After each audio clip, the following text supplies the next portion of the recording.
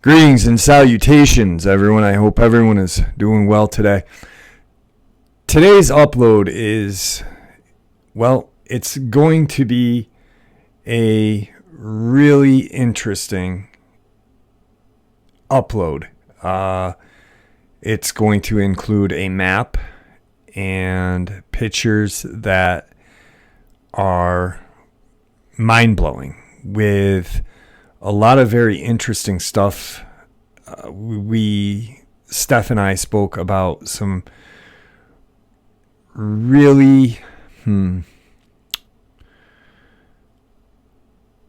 stuff that people normally don't talk about when they're talking about cryptids, but stuff that they talk about when they talk about paranormal, I guess. Anyway, I really had a fun time making this upload, and I know you guys will like it. Before we get into it, though, a couple links. As you know, I rely on Patreon, PayPal, and my merch to help the channel to continue to grow and go. The links to Patreon and PayPal are in the description below. My merch displayed directly under the video. Also, Dogman Frightening Encounters, Volume 1, 2, and 3, the audiobook versions. They were written and researched by Tom Lyons, narrated and produced by me, Jeffrey Nadolny. Those audiobooks are available on Audible, Amazon, and iTunes, the links to which are also in the description as well. And finally, last but definitely not least, if you'd really like to support this channel to continue to grow and go, simply subscribe, click the like button, and please leave a comment. It really does help. And you know what? It really matters. And now, everyone, I have taken far too much of your time. Let's get on to today's upload, shall we? All right, everybody. Today I have Steph with us. Steph, how are you? Doing pretty good, all things considered. A lot of my strength's back. I'm not perfect, but definitely getting a good mile in every day walking up here. 10,000 feet. I know I'm acclimated, but doing a lot better than I was before. Good stuff. Good stuff. Happy 4th of July early as well. Yeah, I'm just hoping they don't burn the forest down around us, but we've had a lot of good rain, and the patrols are up, so fingers crossed. Most definitely. Now, today is going to be, like I told everybody in the beginning, and you as well, I don't want to know any of your experiences prior. The only thing I have in front of me right now is a satellite map of an area in Wyoming. That's the only thing I have in front of me. That's the only thing I know about this experience. So I'm going to turn the floor over to you, and that way you can talk about it. I will put the picture that I am looking at as well as a pulled out picture in the video that we are going to be making right now. So floor is yours, my friend. And as normal, I will interrupt you if I have questions. Yeah, and everybody out there in the comments, Jeff and I interrupt each other all the time. Don't worry about it. We do it just talking. I mean, so bear with us. Well, good to hear everybody again, or be here for everybody again. So, like I said, things are going great. So, I guess we'll get started here. I got called out on a job from a brokerage in Colorado, and I was transported up to a place in Wyoming near Kilpecker's Dunes, and I'm going to be calling it KP from now on because I've heard every joke about that name and it annoys me. So at the KP Dune areas, we were actually flown from Boulder to Saratoga Springs. We were actually picked up by helos, and we went up to the site that should be shown there. It had not been constructed yet. Really quick, Saratoga Springs, New York? Yeah. No, Saratoga Springs, Wyoming. Oh, okay. It's just south of I-80. Okay. And it's straight across from Laramie. There's actually a very large airport there. Saratoga Springs has a couple of private lodges and a large amount of our older government goes there to a resort, and there's a lot of conferences there. It's actually a strategic airport, which most people wouldn't know. There's also a wonderful spa there, so you got a whole bunch of rich politicians eating prime cattle hiding out on a private club near that airport. But we got into Saratoga, we got into Helos, and we went over to the site that Jeff is now showing. This didn't exist before. And if you look at the pulled out view, this place is called the Wind Scar. It's scarred by the wind. The wind there has been blowing at 120 miles an hour intermittently for longer than we have been around. And it has literally ripped a large gash in the land. And that area, the source of a lot of this wind is coming from the area where that white structure is. So, but I'll go back.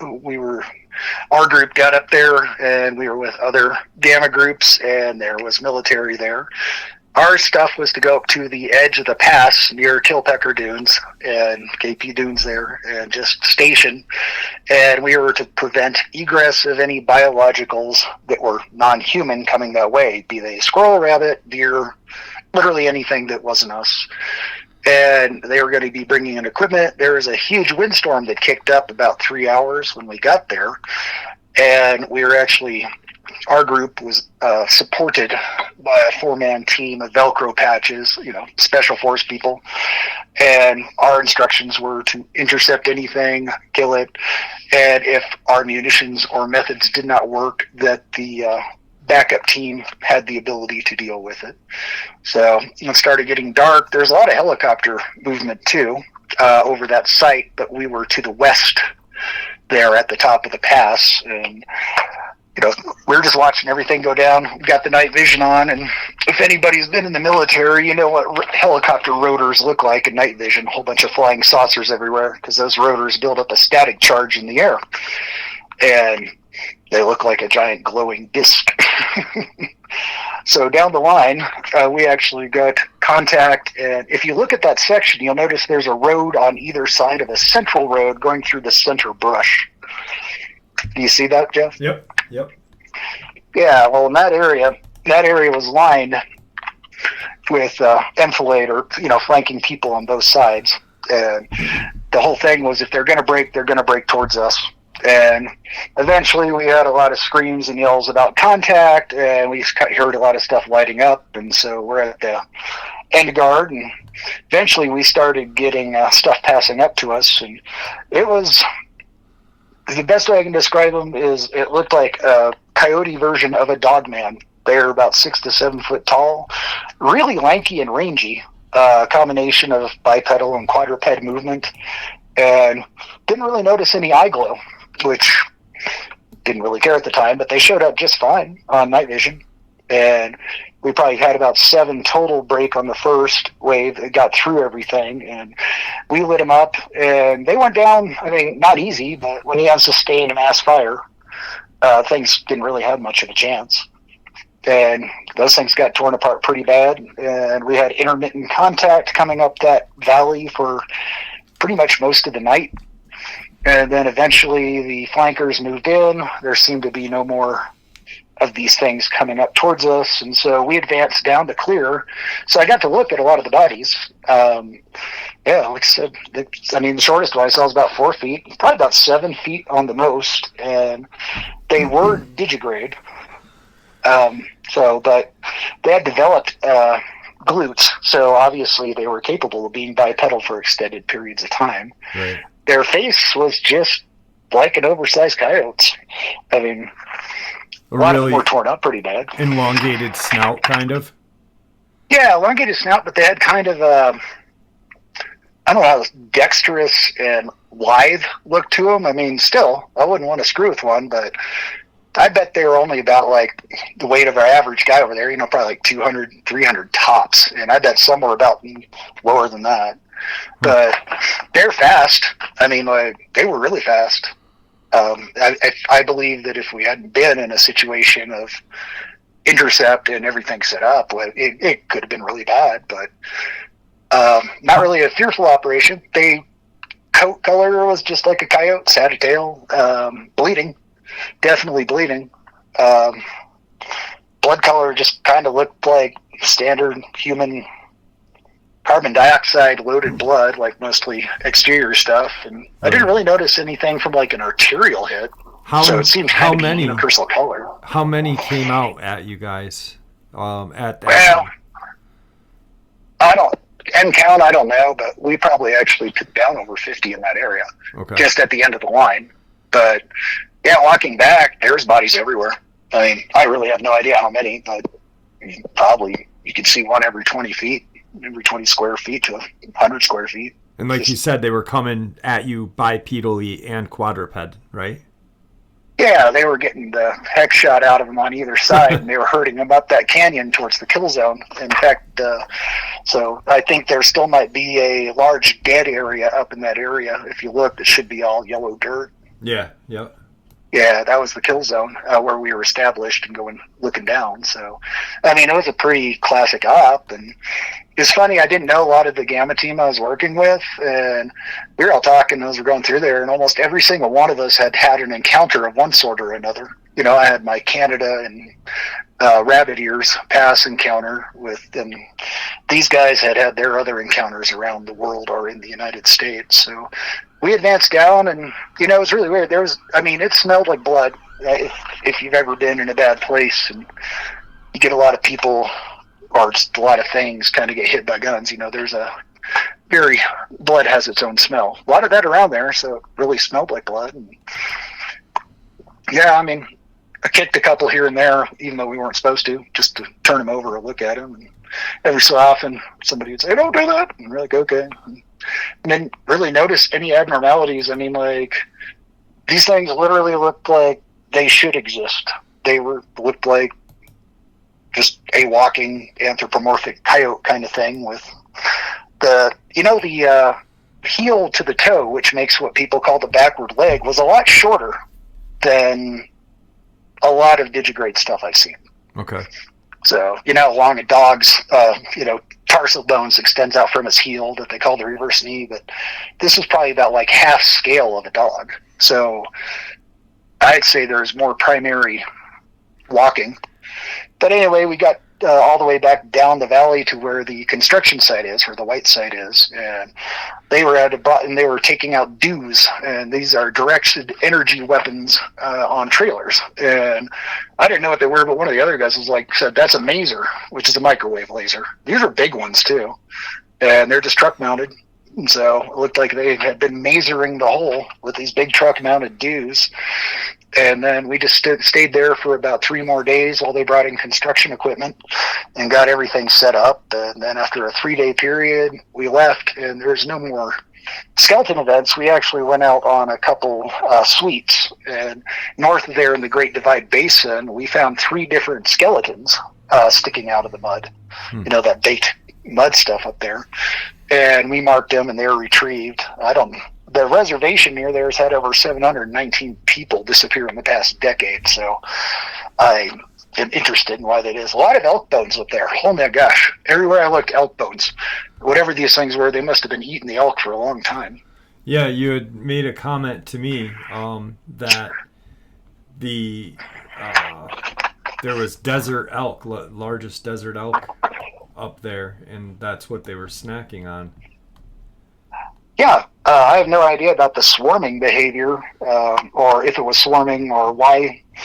I don't know a lot of the particulars of the operation other than we did what we did. I mean, it wasn't just us up at the pass. I mean, that was a large established multi-tiered group operation at the pass as well as the sites to drive them into the kill zones. But so it's not like we were the only thing. I mean, it was pretty well established. There was a lot of coverage and a lot of helo work. I even saw a little bird there. I haven't seen one of those since overseas. And they were running the rotaries on the side, so they definitely could hear those things light up every so often. Yeah, they are very cool little helicopters. Yeah, but it's just started doing a lot of instant digging, a lot of stuff. There's a whole bunch of materials and trucks and everything. Obviously, they must have felt safe. And since they've put that whole area in there, the wind speed is almost negligible compared to what it was. I looked at the map recently, and I noticed that that they're actually able to keep the roads stable across the dunes now and persistent, which was not possible. If you look down the wind scar, you'll see crossroads. Yep.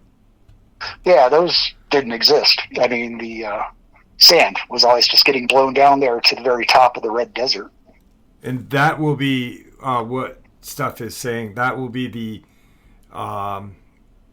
pulled out version picture that we're looking at. So you'll have the close-up view of the circular thing in the middle, and then I'll pull out, and what Steph is talking about with the sand, wind erosion, and it cut out. That'll be the picture that is.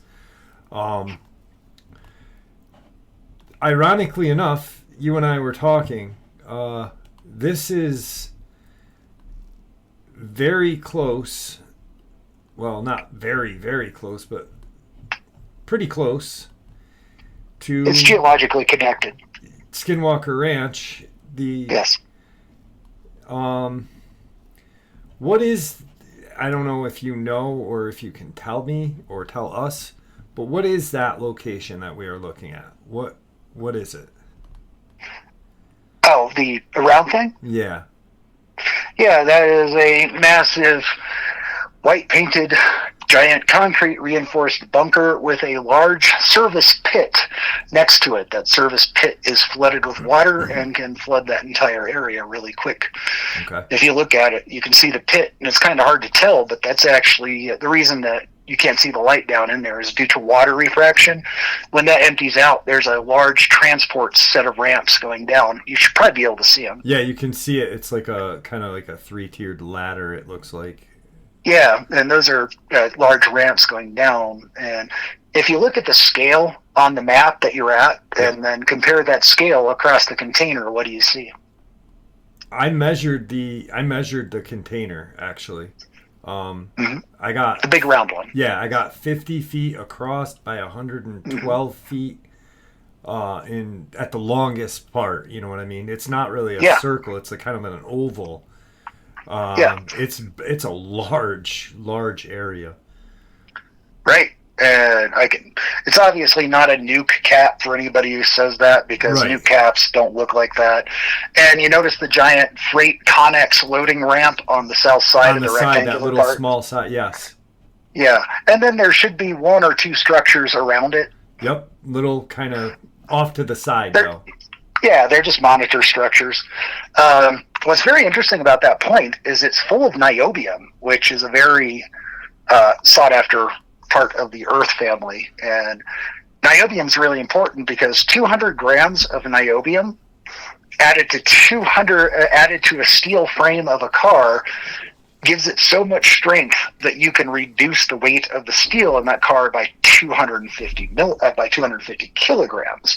So by adding 200 grams of niobium, you can actually get rid of the weight of one whole passenger.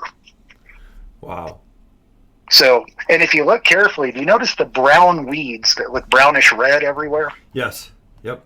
That's actually iron ore leaching out of the ground. And there's a place called Iron Springs. It's not the Iron Springs, Wyoming. It's just called Iron Springs there. And that water comes up and it gets into the plants till they're dead. And then you're actually left with ferric metallic sagebrush. So that brown weeds you see are actually dead and they're just rusting. They're so full of iron. But they all are also mildly radioactive due to the presence of the niobium. So that area is now a strategic reserve, and that building is listed as a strategic reserving cap, but it doesn't look like any of the other strategic reserving caps. So it's really funny that it's so close to that area, so close to I-80 and all the different areas, and right near a major recreation area, but just a little bit of geology and inhospitable terrain makes that giant artifact you can see from space just hidden from everybody. Invisible when you're on the ground. You know, you're not going to be able to find that because, you know, I'm looking at it. I keep blowing up and, you know, scrolling out and scrolling in at it. And, I mean, if you're just randomly out there, you're not gonna really find that easily.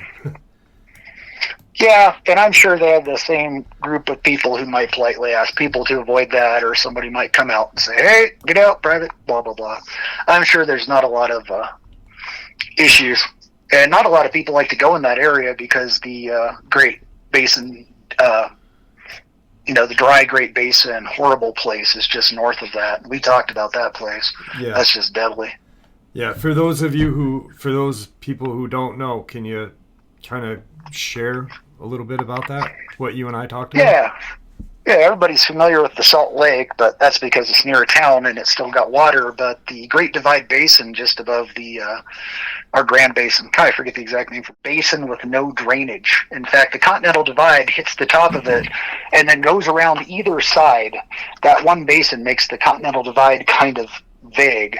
So it's nothing but evaporite and salt deposits, and the wind blew so hard there that it blew all the earth off down to the water table, so it couldn't blow it off anymore. And it just gets this cracked mud surface, but the underside is this goopy, sticky, black suspension of dirt, mud. And if you step on it, it's full of salt and bacteria. And if you crack the surface in the wrong area, you can get overcome by the sheer amount of methane and different gases that come out of there.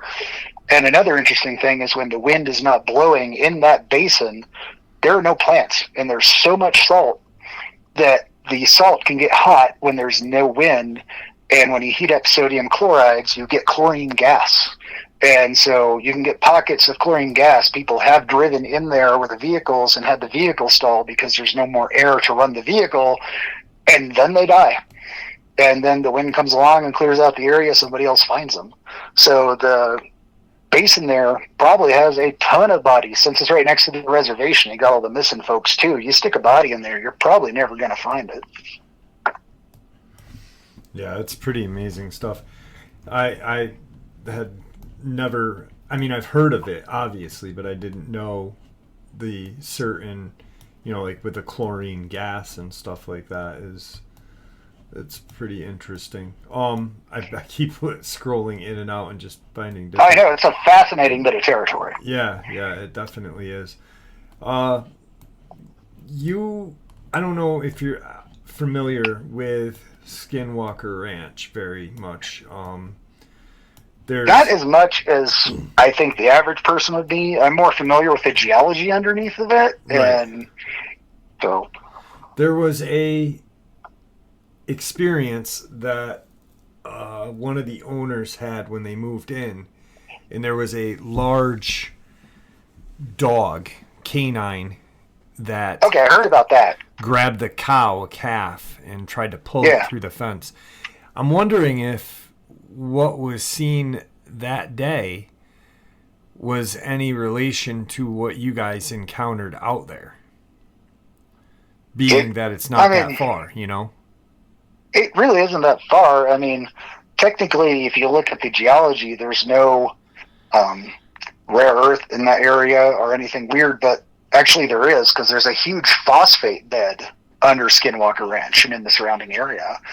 And phosphate is in the top 7 rarest elements in our solar system.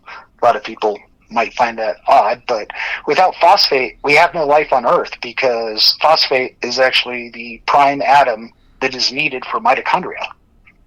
But all phosphates have rare earth. In fact, when they're making phosphate, they often have to leach rare earth out of it. So, and I've been sending some stuff to you over time, and I guess we can tell other people about this random occurrence of these rare earth deposits. In particular, our rare earth potentialities or structures and systems around some of these hotspots. Yep. I was surprised to find that Half Dome itself actually has a huge extension of allanite, which is a granitic holder of rare earths. So it's getting interesting because there's a lot of electrical potential, you got a lot of radioactive potential, and you just got all these other different novelties. And we use, like with the Hadron Collider, CERN and all that stuff, there's a lot of rare earth that's used in those. And I mean, the only reason we made the Hadron Collider is because that reaction happens everywhere, all over the Earth, about 10,000 times a day. It's just that we never know where it happens. So, and we have to get the sensors there. That's why we made that whole collider. But that process happens all over the Earth about 10,000 times a day due to intersection of what we call cosmic rays, causing bosonic matter to turn into fermionic matter, basically saying turning energy into matter, which is one of the things I heard somebody talking about Skinwalker is a near-peer project that the military really wanted to understand it, so our near-peers didn't understand it first. Because once again, if we figure out how to convert energy into matter, in a manner that is not prohibitively expensive energy-wise. That'd be amazing. But another interesting thing about the phosphates is that they can develop caverns similar to limestone. So I wonder if some of these larger phosphate beds, which occupy the northeast corner there where Skinwalker Ranch is, extending up to Evanston and Wamsutter and into the Great Divide Basin, might have some deep leach holes or deep leach tunnels. So just an idea to posit. Yeah, there's a lot that's not known about that place, and a lot that is speculated. And I think, like, you and I, you keep sending me information about rare earth and certain things, and I'm starting to see a correlation between the two, like you said. And I'm wondering if these cryptids or whatever are attracted to this rare earth area for some reason. Like, I wonder if it generates them. Yeah, like the radiation. You know what I mean? Like if it gives them energy. Not to sound stupid, but like almost like, I mean, we have no idea what these things are. It's just a theory right now until we can get one on a table, like public table, and do a dissection. But like, if they're drawn to these certain areas and these super rare earth minerals have like certain properties that can cause damage to human beings, to their cells and stuff like that, I wonder if these things have like almost an opposite, you know what I mean? Like like you said, generates them. I wonder if it kind of pumps them up, or if they're attracted to it for some reason. Yeah. I mean, a lot of people talk about the cryptids appearing and disappearing, which, I mean, a fancy way of saying it is that bosons are basically carrier matter. We don't see them, but, you know, electromagnetic forces, gravitational forces, and the idea of the whole super collider was to put a huge amount of energy into a targeted zone that had a boson system in it, and then the collision for a very short period of time would cause a fermion to appear, and then they decay away really quickly. And that's a fancy way of saying we take energy that can co-locate on itself and turn it into matter, which cannot co-locate on itself. And so, but that takes a large process and stuff, in detection and all this different things. But if you have a lot of rare earth deposits, and we have all the cosmic ray intersection, which actually has been detected and shown, and they found the decay particles showing that we do get boson to fermion transmission or transition in the atmosphere alone. One interesting side effect is the heat from the earth is partially radioactive decay, but there's some wonderful papers on it about the possibility of it having an ongoing light fusion reactor system of the earth itself, generating the heat in the upper lithosphere, and the heat transfers up and down. And so if we have a giant fusion reaction that's powering our magnetosphere, mix it in with random electrical systems, random point manifestations, we could be having all sorts of boson to fermion transition that actually stays much more permanent. Ergo, we get mysterious stuff that appears out of nowhere. Right. So I know that's really weird, but I hope that makes sense. It does. It does. It gives, you know, it's a theory, and it's a very practical theory if you think about it, like the way you explained it. With everything, with the, it's almost like I hate saying not invisibility, but like a portal. Oh yeah, kind of like just a quick in and out. You know, they know where to go because maybe they can sense these areas. Now, when you said, I caught this, you said something about phosphate. I think it was the phosphate and the limestone. Mm-hmm. Limestone is known when there's large amounts of limestone. For some reason, there's a lot of paranormal in Yeah. in areas where limestone is present. I know I was just watching it was a ghost hunt, and this plantation or whatever was built over an Indian Native American burial ground. There was like 500 supposed bodies in this ground, and they had specifically mentioned limestone, and Yep. they had said, when there's a large deposit of limestone, for some reason that acts like a generator for the paranormal. Have you ever heard that? Yes, I actually have, from many different positions, from hyper realistic to sheer conjecture. But one of my friends brought up an interesting metaphorical aspect of limestone, and that limestone is actually built of the skeletons of countless amounts, like septillions, octillions, nonillions of little creatures. I mean, it's all organically formed. Yeah.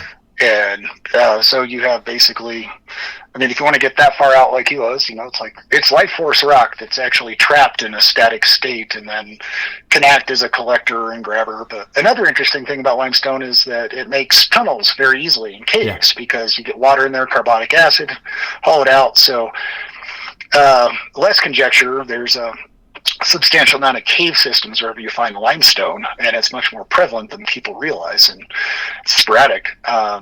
So a rock that generated a whole bunch of deep caves, and they can go all the way down to like Kola levels, 9 miles before you start burning up. And yeah, so I mean, like, if there's limestone, there's going to be caves, and if there's caves, then you have an unobserved potential. And we still are learning new stuff every time we discover a cave. I mean, it's just amazing. Yeah. So, yeah, I think that is related from we've covering the metaphorical to strange. I mean, when it comes to portals, there's 2 types that I know of, and one's called a shimmer, which a lot of people have seen. The shimmery heat distortion thing where people get screwed up when they walk through. But the other one, nobody really has put together outside of whatever this op was. One of the reasons they shut that down is because if you have a rift to a different place or a portal, it's a conceit to think that it has the same atmospheric pressure as ours.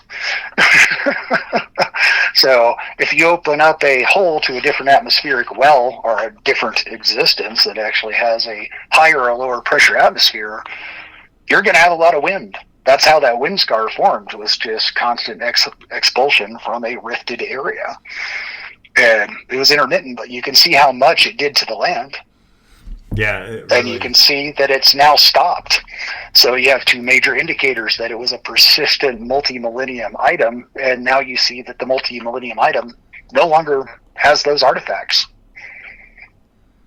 So it's very interesting, too, because I've heard, and I didn't experience it when we were looking for Josh, but I've heard a lot of places get bad weather when they're looking for a person. So I'm wondering if the dimensional portal thing is super common on a small scale.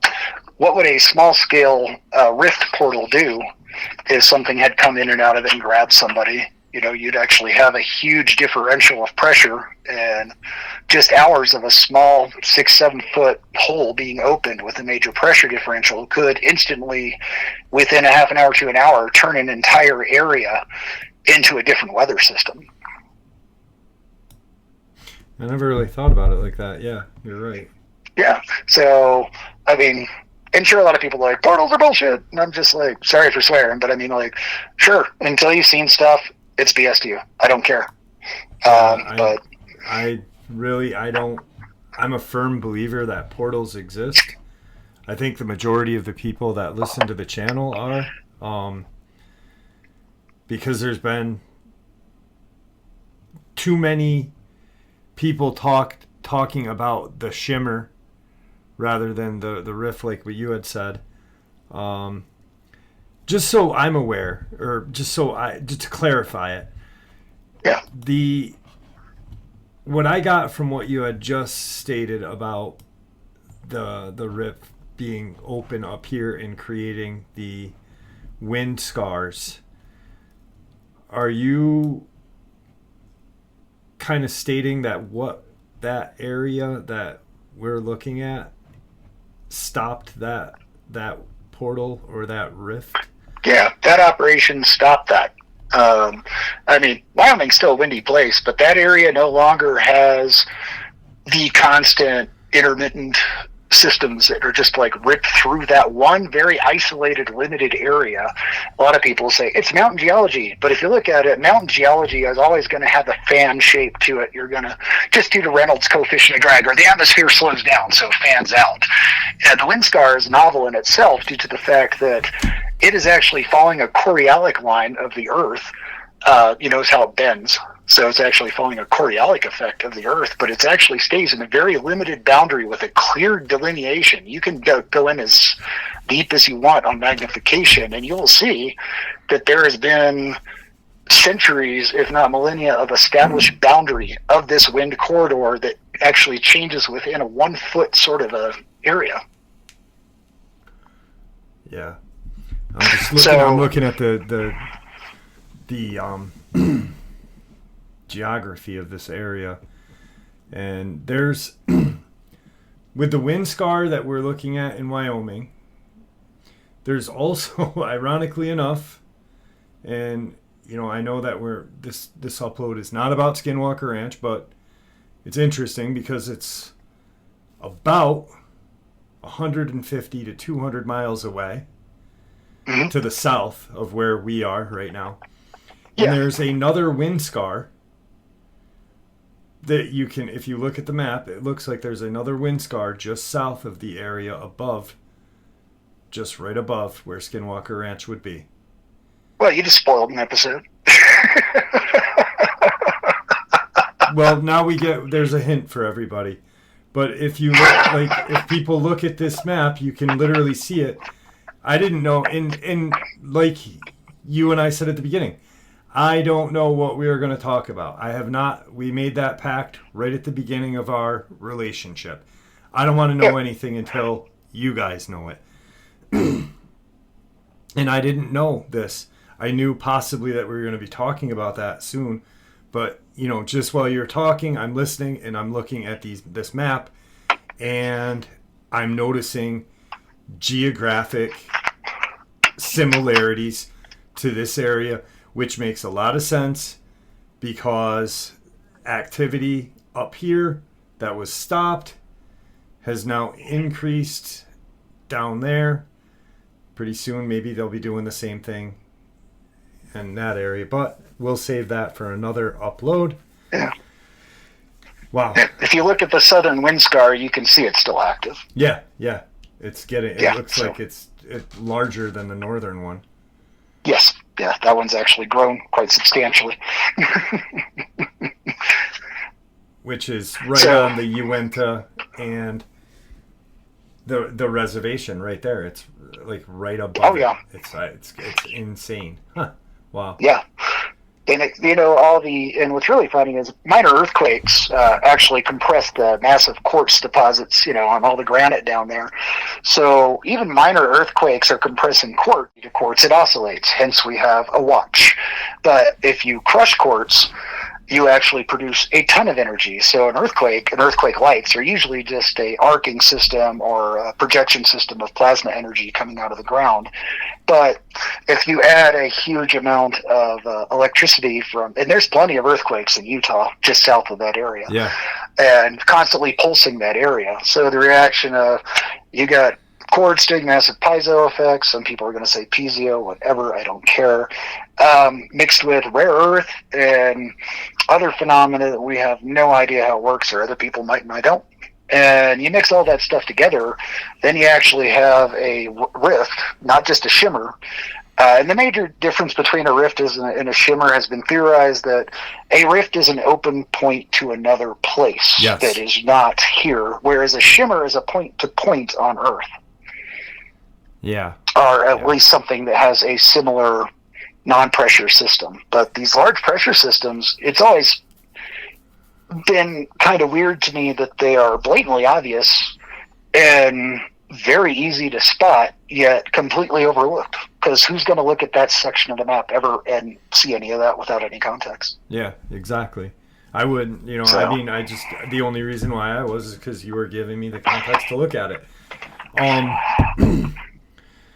The rift portal is, and that makes a lot of sense, because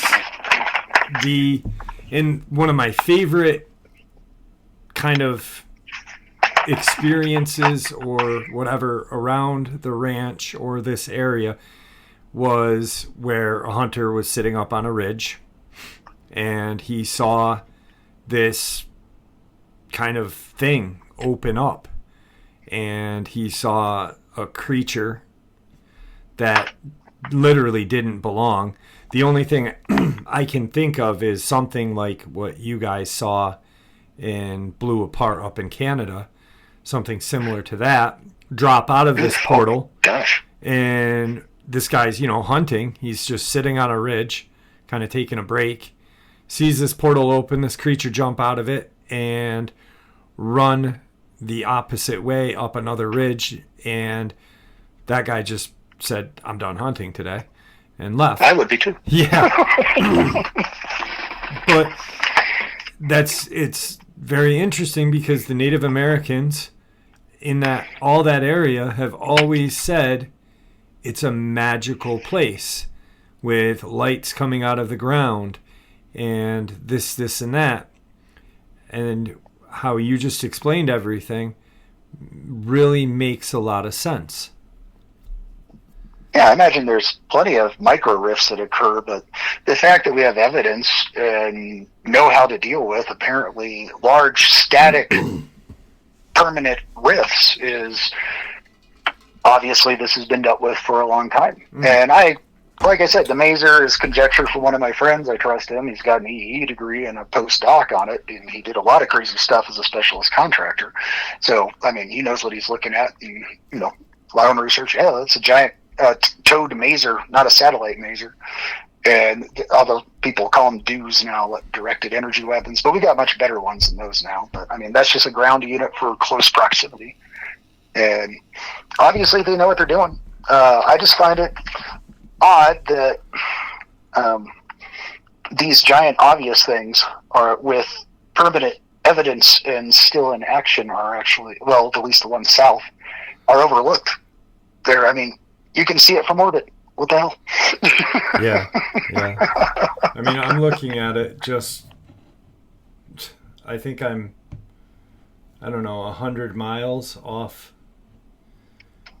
the face of the earth looking at these things, and they're very evident from where I'm looking. So but nobody ever goes there. It's like the old joke, it's kind of like Hitchhiker's Guide to the Galaxy. You'll never find it has somebody else's problem field on it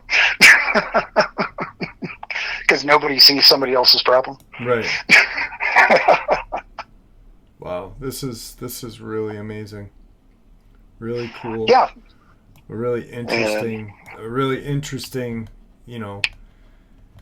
upload.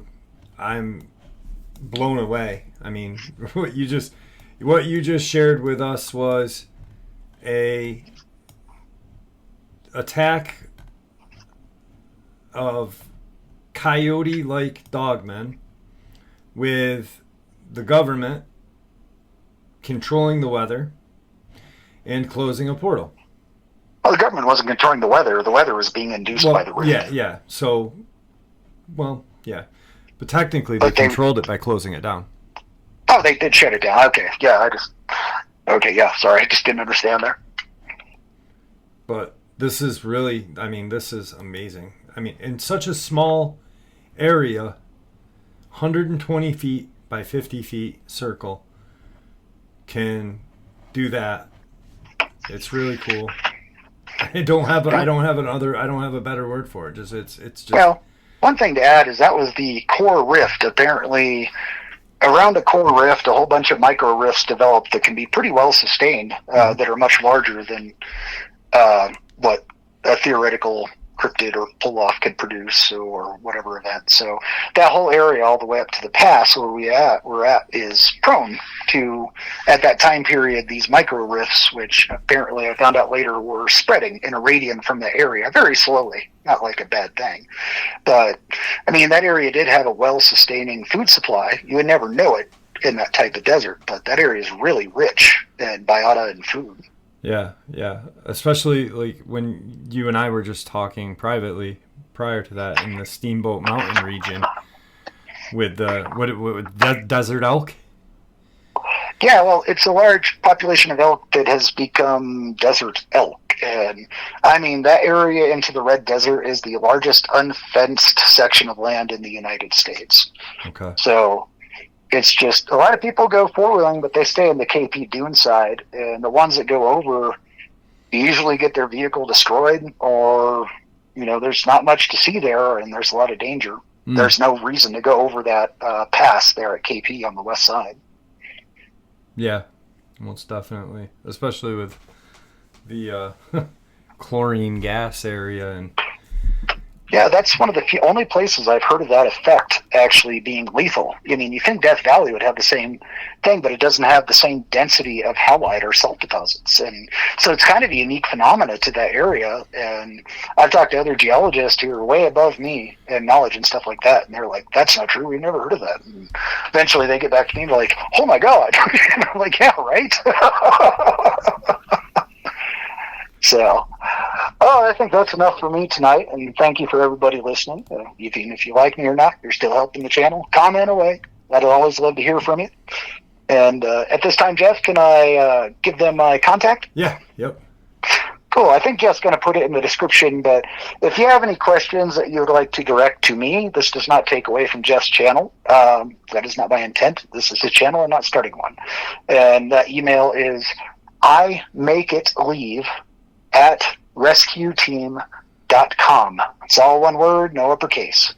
And once again, it's imakeitleave@rescueteam.com. I'll get back to you as I can. All right, guys. That'll be in the description. That'll be in the description below. Yep. So that will be Steph's email to you guys. If you guys have questions, direct it over there. Or you can direct it to me, and I will share the information back. I've got an email for you that I will give to you later after we're done with the show. And it was awesome having you back. I really appreciate the information that you shared with us tonight.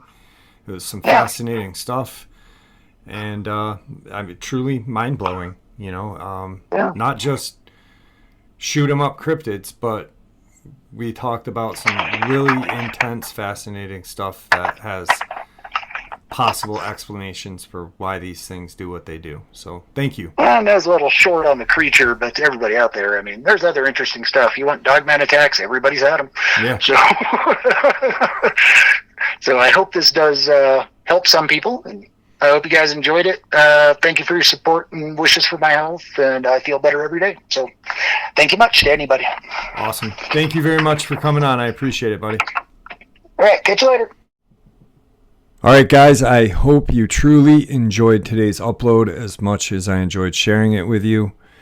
I had a great time making this, recording it, talking with Steph. And as you can tell, we've got a pretty decent upload coming up in the near future about Skinwalker Ranch and stuff going on around that area, which I still don't know. I just looking at the map and picture that are in this video, I kind of just figured it out. It was fun. So with that, please stay safe. May the Great Spirit watch over us all. May it guide us down that path that we call life.